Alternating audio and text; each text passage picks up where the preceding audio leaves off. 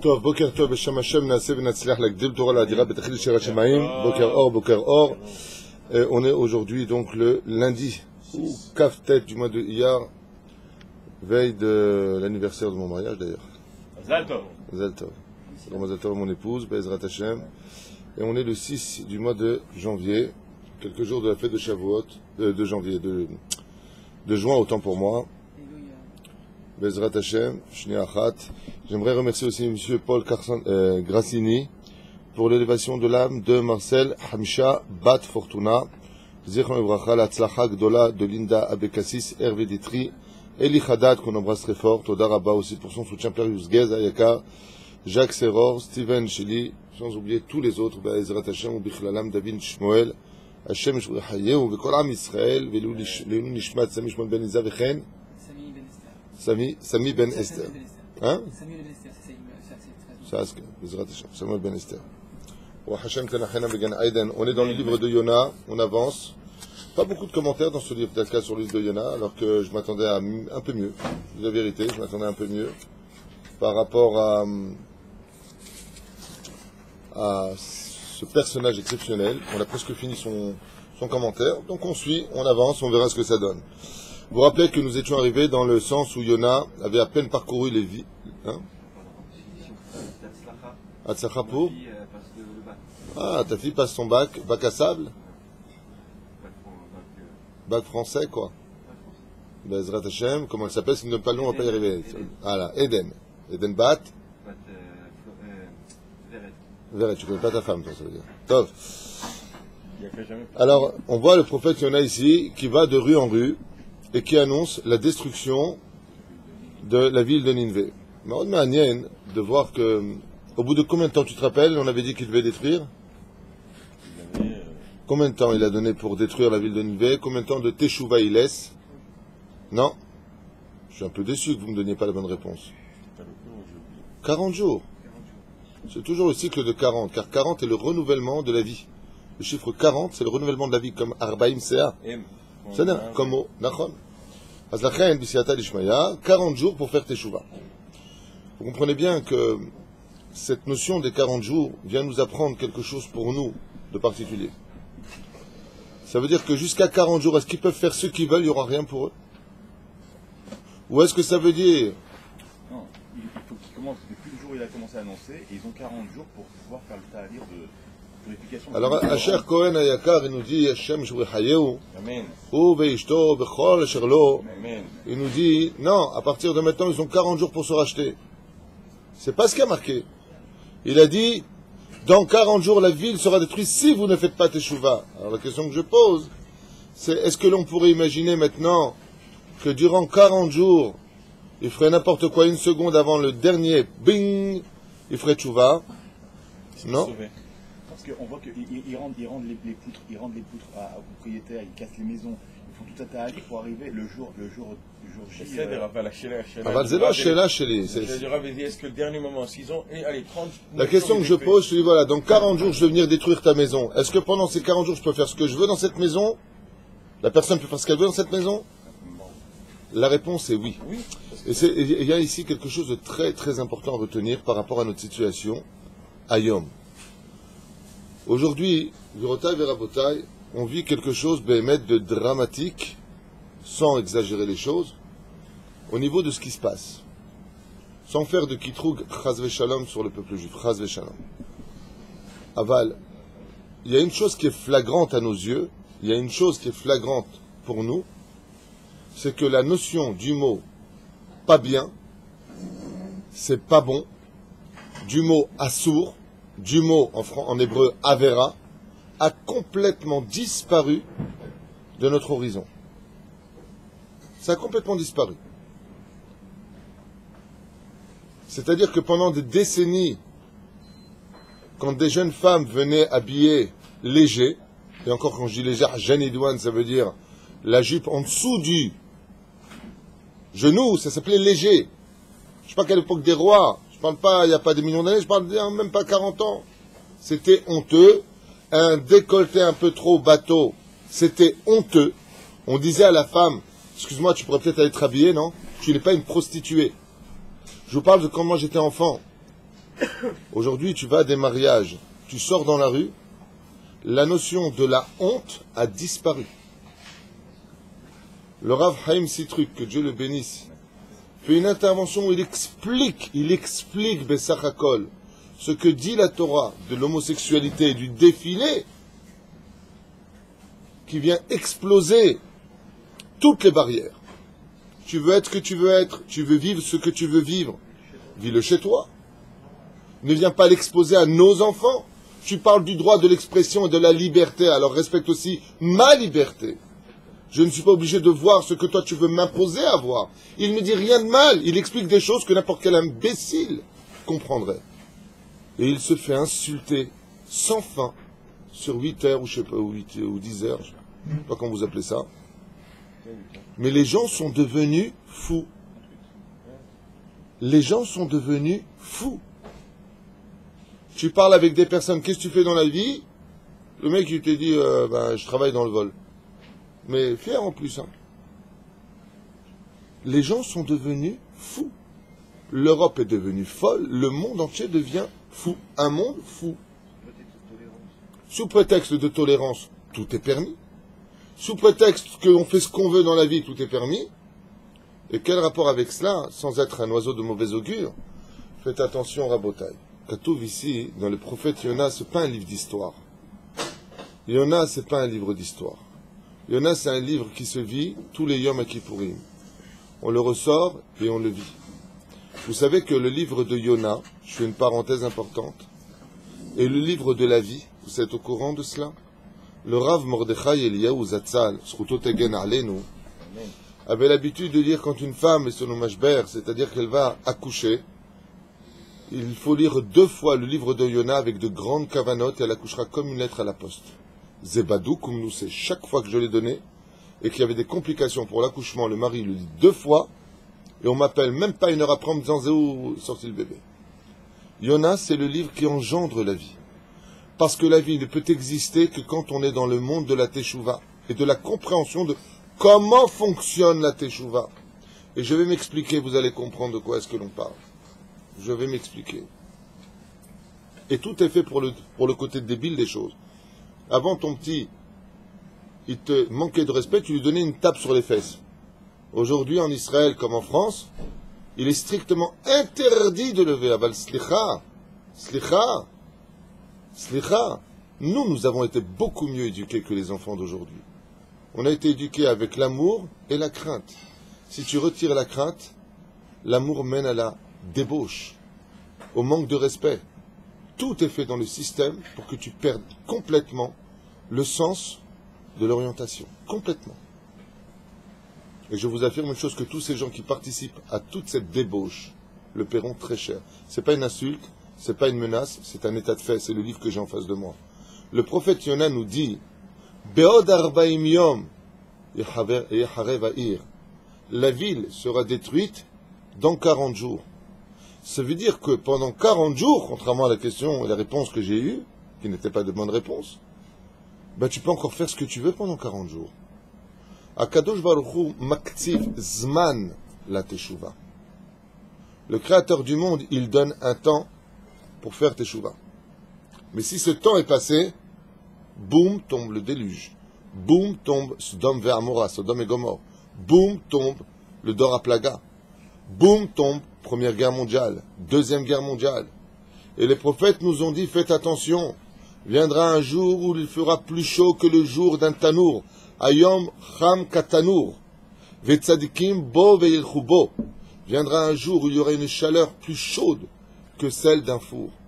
Alors bien entendu, c'est pas un chiour sur l'angoisse à la veille de Shavuot, c'est juste un récapitulatif de pourquoi on se prépare à la fête de Shavuot et Mina Shamaim qu'on livre le livre de Yona, parce que la Torah ne peut pas être versée dans la tête ou l'esprit ou les mains d'une personne qui a encore les mains remplies de sang, de zera levatala, de débauche, de toutes sortes de choses sales et impures et incorrectes vis-à-vis de la Torah.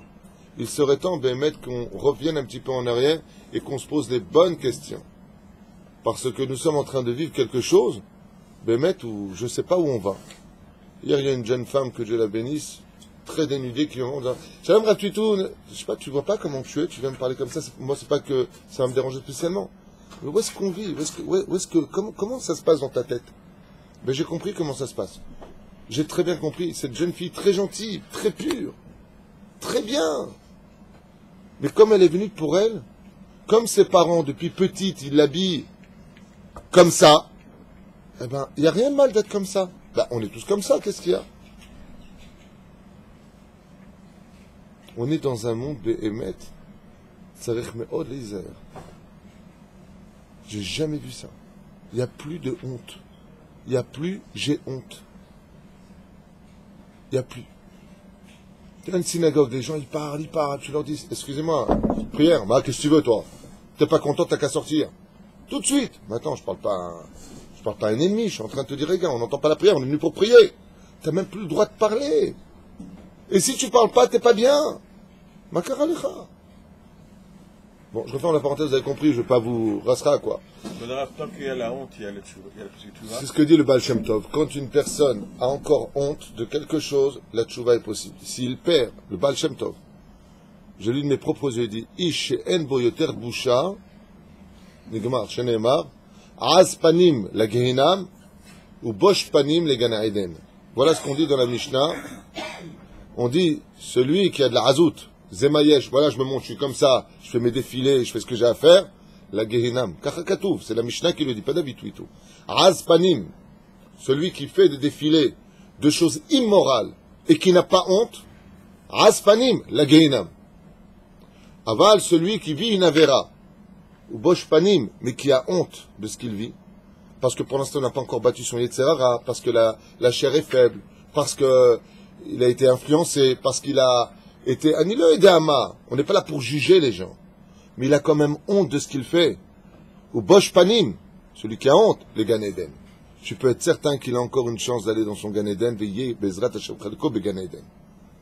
N'oubliez pas ce qu'on vient de dire à l'instant, parce que vraiment aujourd'hui, même de critiquer un homme aussi, le jeu que l'ancien grand rabbin de France, le Rav Yosef Sitruc, moi j'ai pas lu, hein, c'est ma femme qui m'a expliqué, m'a dit des insultes, elle s'est mise à pleurer, elle m'a dit mais comment vous pouvez parler d'un homme comme lui, qui a, en plus il est tellement universel, mais comment on peut faire une chose pareille? Comment on peut faire une chose pareille? Il aurait été préférable pour ces gens-là de l'être muet que d'avoir osé insulter le rabbin Yosef Sitruc, qui est un homme qui s'est donné corps et âme pour qu'une Torah orthodoxe, une Torah de vérité, soit vécue en France. Quelle ingratitude! Et excusez-nous pour ceux qui ne sont pas d'accord avec nous de dire des vérités au nom de la Torah. Vous, au nom de qui vous parlez? De votre Yetzerara? Réfléchissez bien à cela. La reine. Hein? Qu'est-ce qu'il y a, Adam? Je me demandais si tu allais intervenir ou pas. J'ai dit si tu n'interviens pas, c'est que tu es malade. C'est sans doute quelque chose que j'ai pas compris. Ah, pardon. Parce que je viens d'arriver, donc peut-être que vous avez déjà dit, si c'est le cas, je peux m'en excuser. La honte, c'est déjà le premier shlab, la teshuva. C'est ce qu'on vient de dire. D'accord. Mais quelqu'un qui n'a pas de da'at, il n'a même pas de honte. Pour lui, c'est pas la provocation. Il a du da'at. Parce que pour se montrer dans la Avera, laisse-moi t'expliquer. Si tu poses une question, j'ai une réponse. Si tu viens qu'une réponse, j'aurai pas de question. Non. Alors, si tu me permets, je vais t'expliquer. Ce que nous voyons aujourd'hui de provocateur est fait sur la conscience du da'at. C'est organisé. 200 000 personnes défilent. C'est une organisation. Et pour organiser, il faut beaucoup de da'at. Tu te trompes. Allez, vaille, par contre, que tu aies raison. Je souhaite que Bémet, tu aies raison. Mais on ne s'attarde pas sur ça. Moi, je ne veux pas faire de kitrou sur Israël. Je veux simplement nous réveiller par rapport à des choses qui commencent à dépasser toutes les limites. Et on voit ici dans le livre de Yonah que nous sommes en train d'étudier que, alors tu n'avais pas répondu tout à l'heure, oui, pendant 40 jours, ils peuvent continuer à faire le carnaval de Rio ici, il n'y a pas de problème. Dieu, qu'est-ce qu'il dit? Dans 40 jours. Ça veut dire quoi, dans 40 jours? Pendant 40 jours, tu peux faire encore ce que tu veux. Regardez, je voudrais vous faire quelque chose que j'avais passé assez vite. La Mishnah nous dit comme ça, dans le 5e chapitre de Masechet Avot. La première Mishnah nous parle de Asarama Amarim Nivra Olam. Le monde a été créé par 10 paroles. Et pourquoi pas par une parole? Parce que les Rechaïm auraient pu tout simplement s'en servir et briser le monde par une seule parole, une seule vitre, au lieu de prendre les 10 vitres qu'on avait expliquées sur le Shiur, sur Masechet Avot. Jusque-là, c'est facile à comprendre. La deuxième Mishnah, par contre, elle nous fait peur. Pourquoi? Parce qu'elle nous dit 10 générations. De Adam jusqu'à Noé. De Adam jusqu'à Noach. C'est là. Shayu Machisin, qui fâchait à Kadosh Baruch Hu.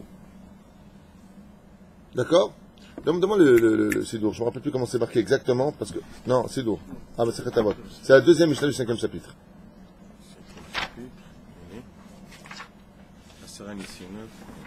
C'est juste avant, très bien. Voilà, Taïch, Aïch, Aïchek. Hey. Asara Dorot Madame Anouar, Léodia, Kamaïre Chapaim Lefana. Voilà, c'était ça qui n'allait pas dans ma tête, parce que c'est la deuxième Mishnah, je me suis confondu. Regardez bien. Regardez bien comment que ça fonctionne dans le ciel. Regardez la Mishnah, ce qu'elle nous enseigne. Regardez bien ce qui a marqué. Takshivou.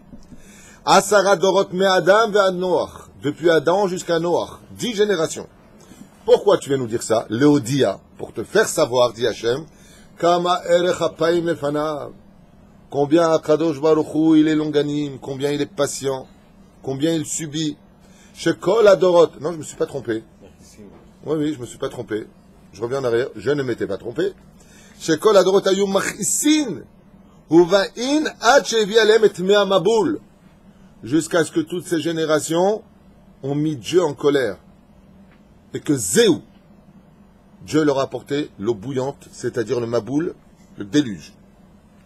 C'est-à-dire, deuxième Mishnah qui suit. Asara Dodom de Abraham, Léodia Kamer Chapaim Lefanav, Shekol Adorot Ayum Machisin, Uvain Ad Sheba Abraham Avinu.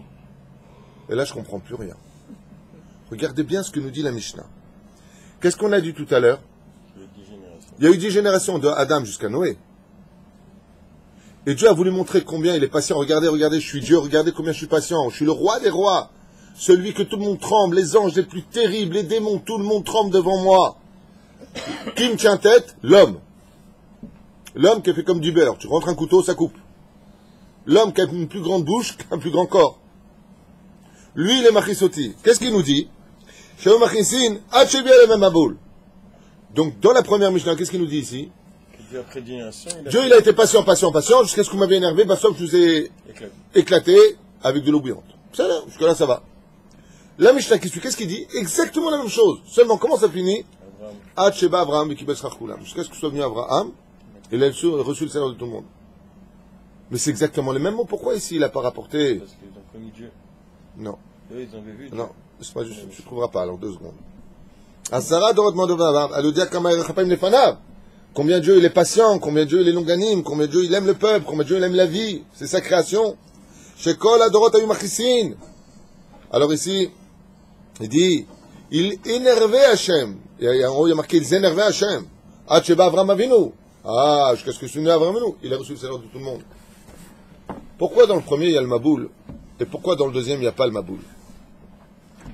Dans le premier, les Chachamim qui disent, qu'est-ce qu'ils ont fait dans le premier? Vous vous rappelez, à l'époque de Noach, les espèces étaient tellement influencées par la débauche de cette époque que les chiens allaient avec des singes, que les plantes elles-mêmes, comme ça disent les Chachamim, quand tu venais planter un fraisier, sortait un framboisier, autre chose.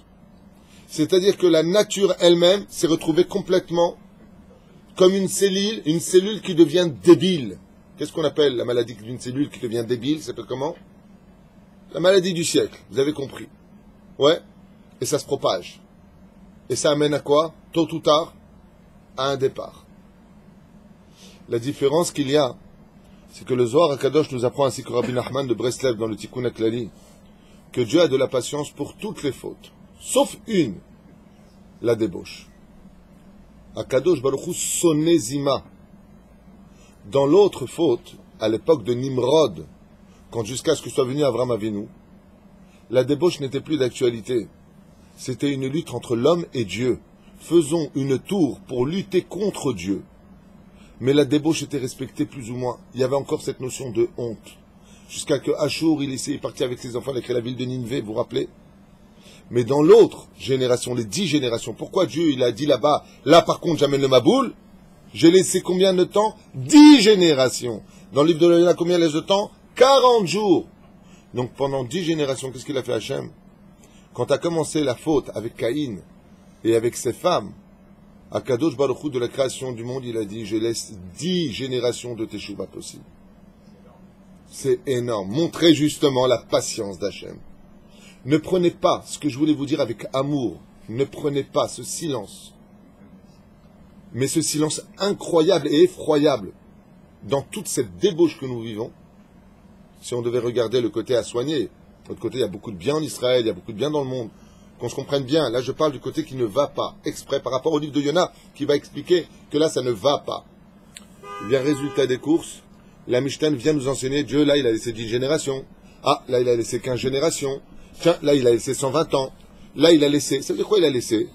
Ça veut dire que pendant ce laps de temps, tu feras ce que tu veux. Mais si tu passes cette limite, alors ça peut faire très, très mal. Et le peuple d'Israël, aujourd'hui, se doit de se poser les bonnes questions à la veille de Shavuot. On avance dans le temps. Et on ne sait pas quand cela pourra démarrer. On ne sait pas, Chas v'Shalom, ce qui se passera demain. Personne ne sait. Vous ne pouvez pas imaginer le nombre de tunnels. On parle de milliers de tunnels. Il vient de retrouver, vous avez vu, il y a 2 jours, des tunnels qui venaient de passer sous les maisons. Ils peuvent sortir le lendemain, Chas v'Shalom, l'Unftarpel à Satan, par centaines de milliers armés jusqu'aux dents. Jusqu'à ce qu'on se prépare, jusqu'à ce que... Combien Dieu nous protège. Faites très attention à ce silence, parce que toute parole qui est dite dans ce monde, contre un rabbin, toute parole qui est dite dans ce monde, dans la débauche, les insultes, tout ce qui se fait, c'est comme une balle de tennis. Tu peux la lancer aussi loin que tu veux jusqu'à ce qu'elle disparaisse de tes yeux. Tu dis, ouh, regarde, elle est partie. Tu te trompes, retourne-toi, elle retombera tôt ou tard. Ainsi sont faites les choses. Je ne dis pas un message, je ne suis pas un oiseau de mauvais augure. Hein. Ce que je dis, c'est ce que je pense, c'est sincère et c'est référencé. Ne prends pas Dieu pour un frayeur. Ne prends pas Hachem pour un frayeur. Ceux qui ont osé dire du mal du Rav Yosef Sitruk feraient mieux de faire une très grande teshuva. De lui demander pardon avec des larmes. Assour la soda vakaza. Tam ma'aliv talmid chacham. Boucha vechechpa. Boucha vechechpa.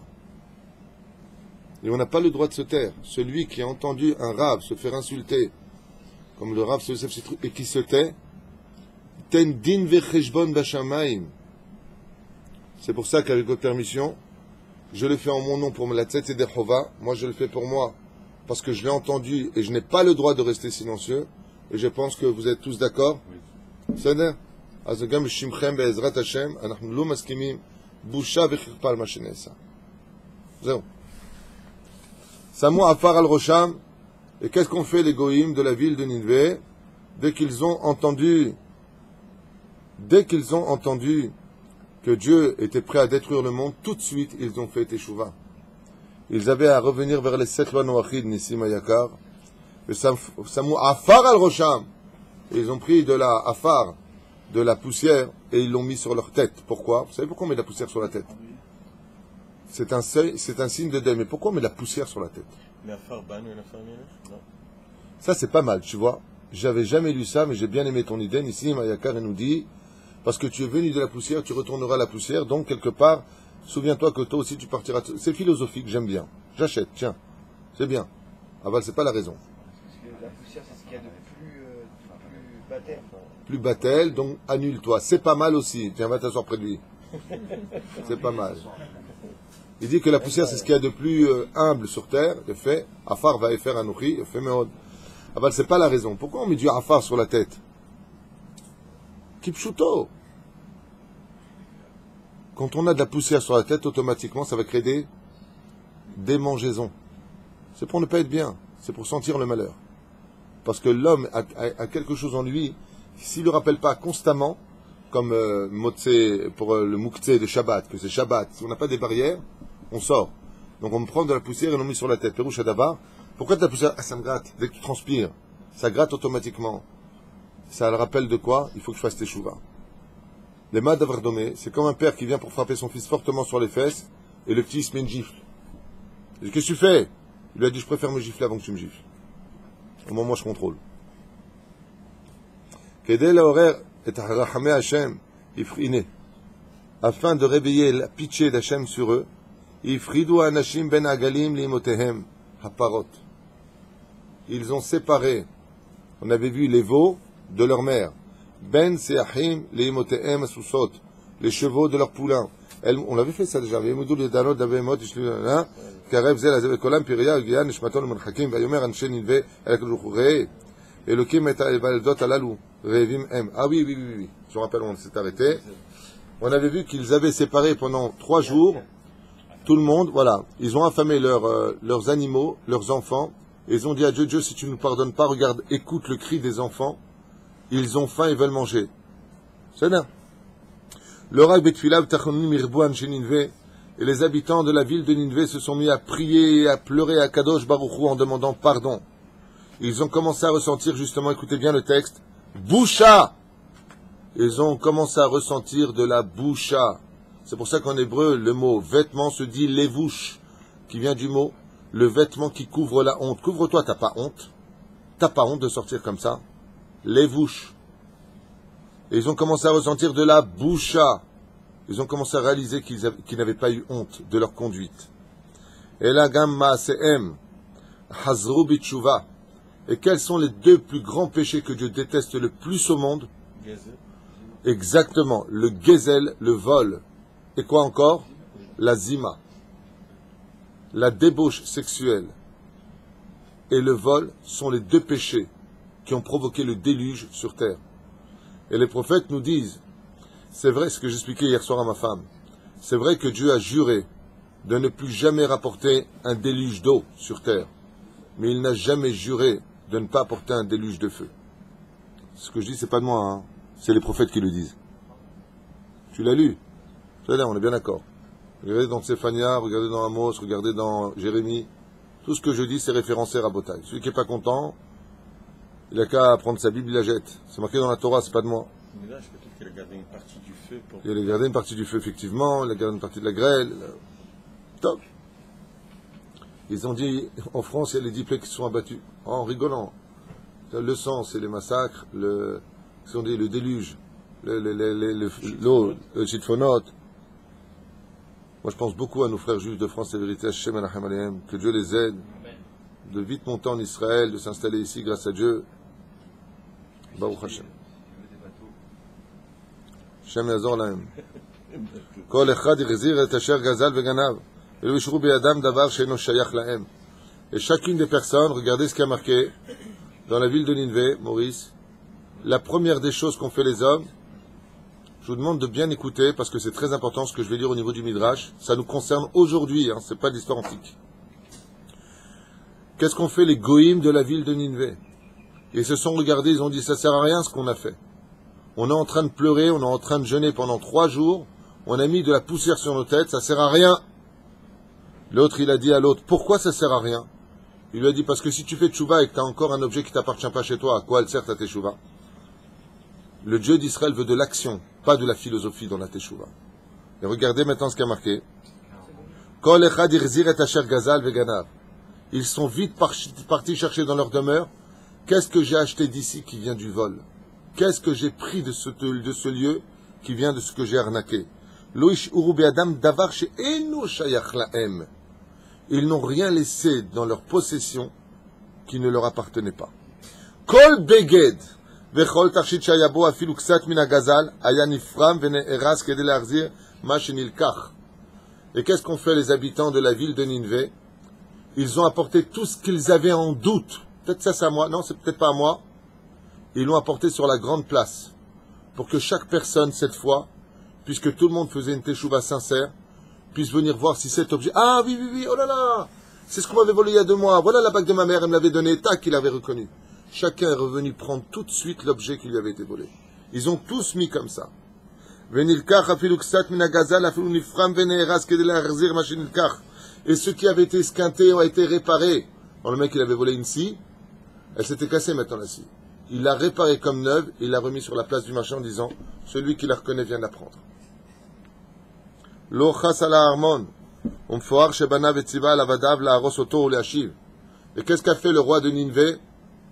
Il a demandé à son peuple de venir avec des masses, et avec des marteaux, et avec toutes sortes d'objets, et a exigé que l'on détruise son palais unique, d'une beauté incommensurable, faite d'or et de pierres précieuses.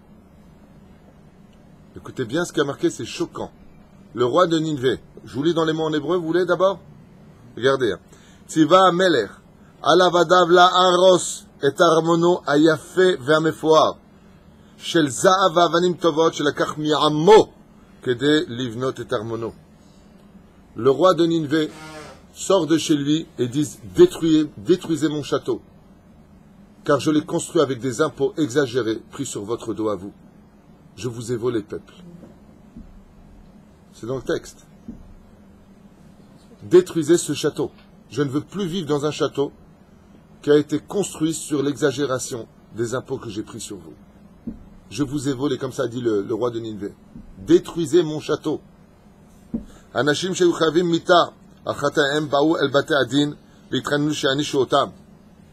Tous les gens qui étaient condamnés à mort d'ici quelque temps dans les prisons sont venus demander au roi de les condamner immédiatement, de ne pas avoir pitié d'eux pour être certains que leurs enfants et leur ville sera sauvés.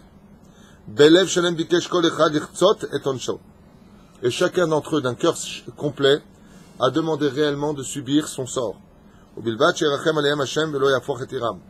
À la condition où le Créateur du monde ne viendra pas détruire leur ville et leurs descendants. C'est ce qu'on lit à Yom Kippour. Prenez conscience de ce qu'on est en train de lire. Prenez conscience de cela.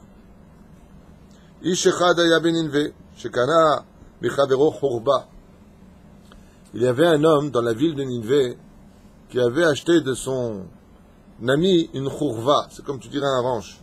Un ranch? Non. C'est quoi une khourva? C'est un truc qui est détruit. C'est quelque chose qui. Une ruine. Ouais. Une ruine. Top. C'est du mot kherev qui est passé par l'épée. Kshamad livnota. Ah, c'est où? Parce que je savais qu'il y avait une histoire de ranch. Quand il est passé, il a acheté une khourva, effectivement, pour faire une chava. C'est ça. Ouais. Il est venu pour construire une chava, un ranch dessus, et en creusant de ce lieu détruit, il a découvert dans les fondations un trésor incommensurable.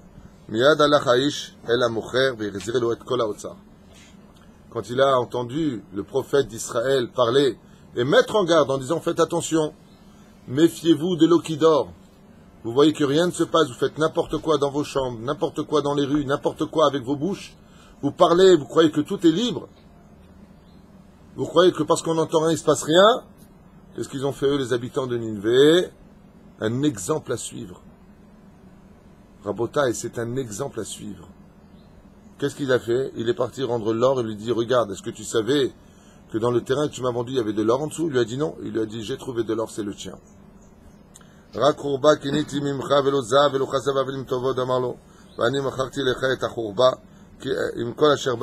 l'autre, il lui a dit non, je ne peux pas prendre. Il lui a dit pourquoi? Il lui a dit parce que quand je t'ai vendu le terrain, je t'ai vendu le terrain avec tout ce qu'il y avait dedans dans mon intention, donc je ne prendrai pas ton or. Alors il lui a dit si tu vas prendre l'or. Il dit non, je ne prendrai pas ton or. Ils ont fait marier leurs enfants. Tana mocher v'serev lekabel et ha'otzar. כיוון שאף אחד משניהם לא רצה ליהנות מן המצאה, הלכו אל הדיין והוא הציע להם לחכות עד שימצא את בעל האוצר, מאמצים רבים שהקדישו 3. הדיין ושני בעלי דין, לחפש את בעל האוצר, עד שמצאו אותו והחזירו לו את כל האוצר, והמתין לחורבה. Eh bien non, ça c'est avec ça Alexandre le Grand. Qu'est-ce qu'ont fait les habitants de Ninvé? Ils ont commencé à se renseigner qui est celui qui avait caché, qui aurait pu cacher de l'or dans l'histoire. Ils ont retrouvé son héritier qui était un jeune homme, à qui ils ont retransmis l'or qui avait été trouvé. Qui était le propriétaire de cet or au début quand il a été enseveli là-bas? Ils ont trouvé l'héritier dans la ville. Ça a été une enquête menée sur place de tous les habitants de Ninvé. À qui peut appartenir cet or? À Shabbat Aveda.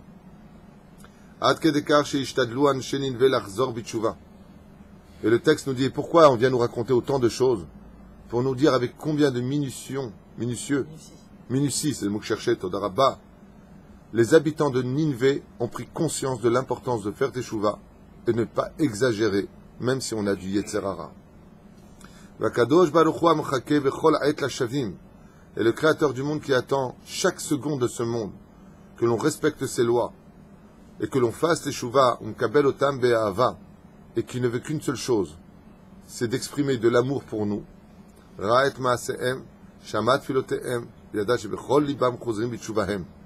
Il a vu que de tout leur cœur, il ferait teshuva et leur a pardonné. Verichem alehem Hashem. Et Akadosh Baruch Hu a pris pitié d'eux, avar mikisedin et kiserachamim. Et le Créateur du monde est passé du siège de la justice au siège de la pitié, de la Rahmanout. Karad Gzar Dinam, le Salah Lahem, a annulé les décrets contre eux et leur a pardonné. Voilà exactement ce qui s'est passé dans la ville de Ninvé, Bisiata d'Ishmaïa, pour lequel Bisiata d'Ishmaïa, le peuple juif, se doit de réaliser et de réagir par rapport à cela. De réagir par rapport à cela. Il y a ici un grand Moussar Eskel à retenir, c'est qu'on ne parle d'une teshuva du cœur, on parle d'une teshuva de l'action. Et encore une fois, je réinsiste, et je le redis. Personne n'a le droit de juger l'autre. Personne.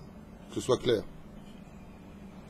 Quand vous avez une personne qui est née avec un problème, depuis qu'il est jeune, il ressent des pulsions pour X choses qui sont strictement interdites.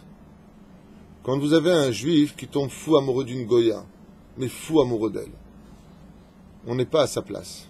On n'est pas là pour juger.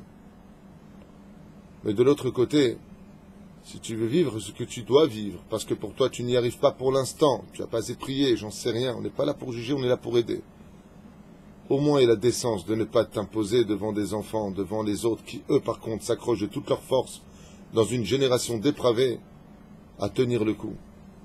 Je me souviens que quand il y a eu la Guépra ici à Ashdod, et qu'ils ont laissé le défilé, Oy vavoy, oy vavoy. Malheur à ces mères qui acceptent dans leur ville des choses pareilles. Ils en sont les responsables. Et toutes les avérotes sont pour eux, sachez-le. C'est ce que m'a dit mon Rav. Quand il y a les élections à Jérusalem à l'époque, qui veut devenir maire, mon Rav il m'a dit, mais qu'est-ce qu'ils ont tous à vouloir courir sur la chaise électrique? Le Rav Arié. Qu'est-ce qu'ils ont à courir vers la chaise électrique? Vous savez ce que c'est d'être le responsable d'une ville?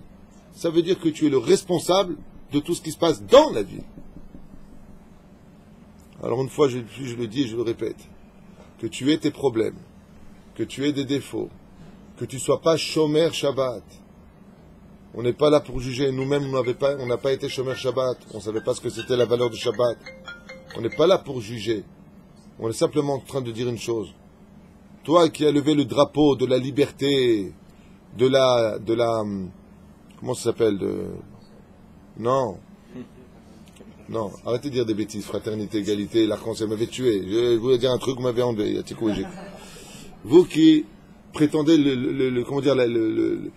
la liberté de l'esprit, de l'expression, là, je sais pas quoi, là, comment on appelle ça, nous? La liberté d'expression. C'est dur à 8h du matin de trouver des mots comme ça, je m'excuse en français en plus. Ouais, alors qu'elle soit adadite. Ayez au moins le respect de la vivre aussi pour nous.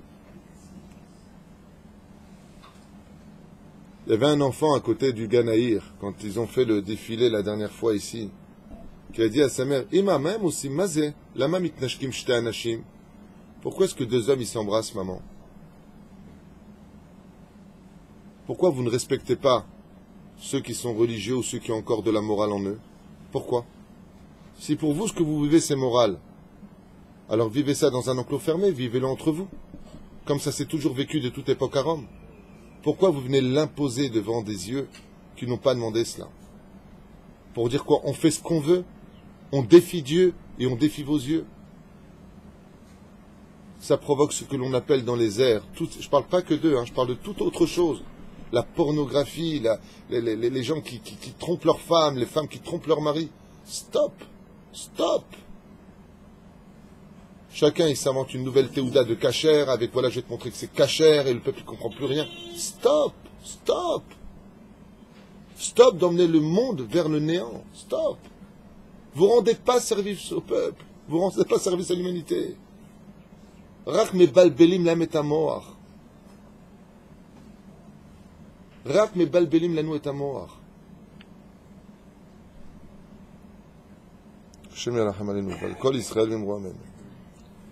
Il y en a un avis.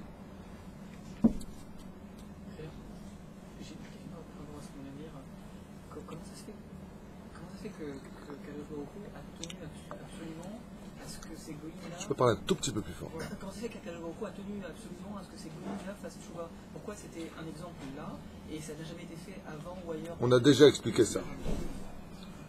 On a déjà expliqué ça. Une excellente question de Binyamin. Non, mais attends, c'est pas parce que tu as posé une bonne question que tu en posais une deuxième.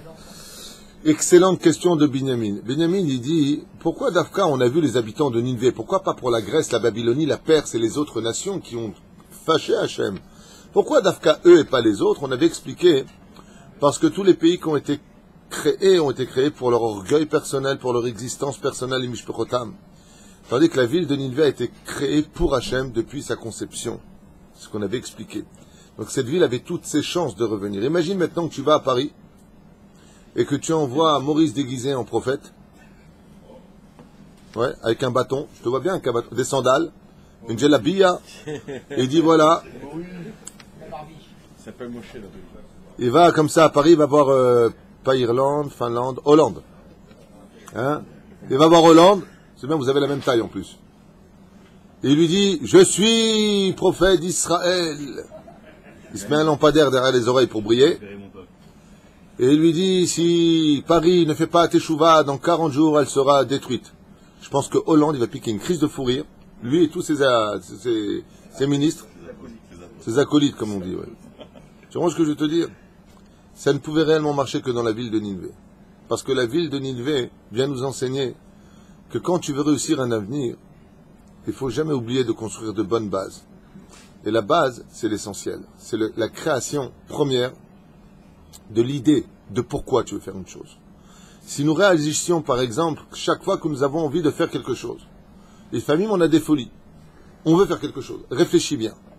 Car l'avenir de cette action qui va se mettre aujourd'hui en application fera un ricochet dans le temps qui dépendra de ta première intention. C'est pour ça que ce qui compte dans ce monde, c'est pourquoi tu fais les choses. Sauf Maaseh Mahashava Techila. Et la ville de Nineveh est un exemple dans ce domaine. Mais pourquoi les bases est mentionné beaucoup que les goyim fassent une chouva, en quoi ça, que ces enfants fassent chouva? Deuxième question, qu'est-ce qu'il en a à faire que ces goyim fassent les chouva? Alors sache une chose, Dieu aime le peuple juif et il aime aussi les goyim. Je ne sais pas si tu étais au courant, il le dit dans le texte d'ailleurs de Yona, Kien chachas al briotai. Quand il a dit à Kadosh Baruch Hu qu'il a tué ces Égyptiens qui nous ont fait tellement de mal en Égypte que les anges se sont mis à chanter, Dieu s'est mis en colère contre les anges et leur a dit quoi? Ma création meurt et vous, vous chantez? Dieu ne souhaite pas cela. Il n'y a pas pire pour un père que d'avoir eu un fils qui lui a provoqué sa colère. Il n'y a pas pire que ça. Pourquoi Attends, tu veux prendre un rendez-vous privé à 10h, peut-être on se voit en privé là, parce qu'il s'est cru en Chavruta là. Pourquoi dans tout le Tanakh, pourquoi c'est justement l'exemple des goyim dont on doit se servir pour pouvoir nous faire... Est-ce qu'une seule fois, on a vu un écrit qui parle de la tchouva des juifs de cette manière, avec autant de détails? Mais c'est pour faire ce qu'on appelle un kal vachomer. Je suis étonné là par contre de ta question. Les deux premières étaient bonnes, là c'est pas bon. Bon, faut t'arrêter là. Ça s'appelle un kal vachomer. C'est tellement évident que ça saute aux yeux. Si les goïms ont fait tchouva, le kal vachomer à Israël, c'est un kal vachomer. Barour. Barour que Dieu maintenant vient nous dire que ça et ça et ça. Imagine maintenant, je te donne un exemple. Imagine maintenant qu'un converti qui était très très loin. C'est-à-dire, il y a une femme qui s'appelle Myriam. Que Dieu bénisse cette femme. Extraordinaire. Cette fille qui s'appelle Myriam, à l'âge de 16 ans, s'est intéressée au judaïsme. Elle vient d'une descendance de baronne. Je vous parle d'une vraie histoire. Hein. Elle vit à Meacharim aujourd'hui. Elle vivait dans un château en France. Elle avait des servantes, elle avait un chauffeur pour elle, la totale. Quand elle s'est intéressée au judaïsme, ouais, elle a pris la décision à l'âge de 18 ans d'aller se convertir. Elle est montée à Paris sans rien dire à ses parents. Et pendant quelques années, je crois que ça a duré 3 ans pour elle, elle n'a pas cessé d'étudier la Torah. Elle allait à des cours, faisant croire à ses parents qu'elle prenait des cours d'école pour l'étude, à la fac. C'était une élève studieuse. Et elle a eu sa conversion. À l'âge de 21 ans, 22 ans, elle est repartie voir ses parents leur annonçant qu'elle partait pour Jérusalem et qu'elle s'était convertie au judaïsme alors qu'il venait d'une famille extrêmement pratiquante chrétienne. Les parents l'ont renié. Cette fille a pris tout ce qu'elle avait à elle et elle a tout vendu. Elle est arrivée avec une valise à l'aéroport, l'ancien aéroport à l'époque de Ben Gurion, monte à Jérusalem et va directement dans un séminaire s'inscrire. Elle avait vérifié à l'époque, elle s'est inscrite. 1 an après son séminaire, elle épouse un Haridi. Ils vont s'installer à Mea Shearim, dans un 2 pièces et demi. Lui donnera 12 enfants. 12 enfants. La tête couverte, pas un cheveu dehors. D'une pudeur et d'une beauté sans pareil. La seule chose qu'elle raconte d'ailleurs qu'elle a demandé à son mari, cette Goya devenue juive, elle lui a dit, la plus belle histoire que j'ai lue du judaïsme, c'est celle de Rabbi Akiva et de Rachel. Elle lui a dit, tu t'appelles pas Akiva, mais je veux que tu deviennes un homme de Torah. Une seule chose je te demande, laisse-moi le fardeau de la Parnassa, va étudier la Torah. Cette femme raconte comment dans les 2 pièces et demie, ce que je vous dis c'est ce que j'ai lu, on ne m'a pas raconté.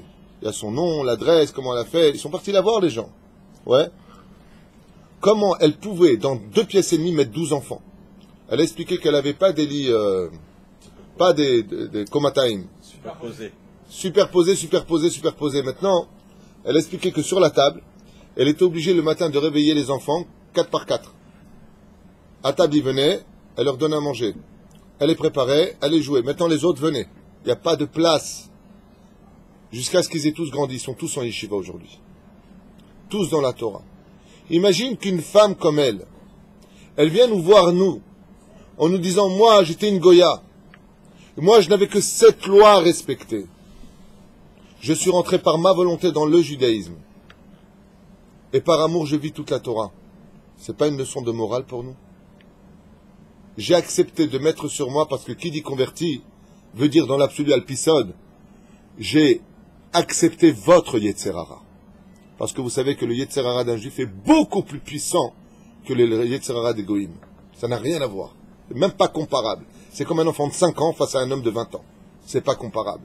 Un converti, c'est celui qui accepte un challenge d'un combat intérieur, d'avoir un vrai Yetzerara maintenant, qui ne le lâchera pas jusqu'à la fin de sa vie. C'est ça être juif. C'est pour ça qu'il y a un énorme mérite d'être juif. Un srout incommensurable d'être juif. Et c'est pour ça qu'on ne peut pas critiquer un juif. Surtout quand on n'est pas juif. Parce que si les goïms avaient notre Yetzerara à nous, Hachem Ishmor Virachem, ce que serait du monde. La preuve en est. C'est pour ça que la majeure partie des convertis, une fois convertis, au bout d'1 an, 2 ans, ils retombent. Complètement. Où elle est maintenant la personne qui était le premier, Soudash Lichit, et qui était là en train de faire les prières, et Mama Salé, Baba Salé, où ils sont? C'est pas qu'ils sont partis. C'est qu'avant, ils avaient un petit Yetzerara, donc c'est facile de lutter. Maintenant, c'est un vrai Yetzerara.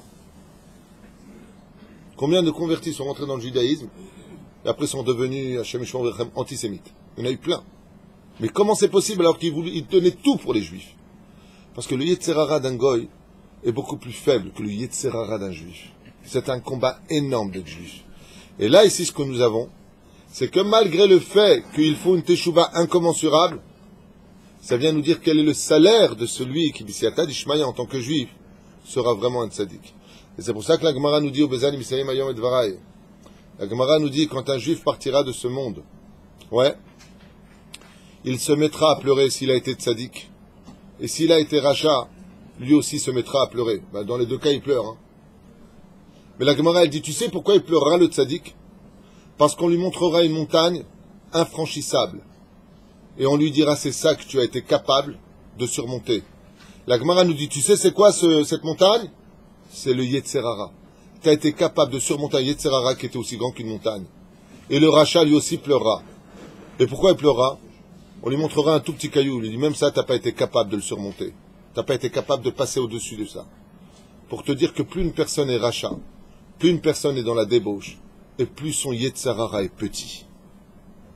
Mais plus une personne est dans la Torah, plus une personne va se restreindre à l'étude et au mitzvot de la Torah, plus son Yetzerara va grandir. Ashrei Misheiske, Mikol Alev, heureux celui qui aura le mérite de garder le sourire dans cette génération et de rester fidèle à Hachem. Vraiment un exemple à suivre. Kol Tov.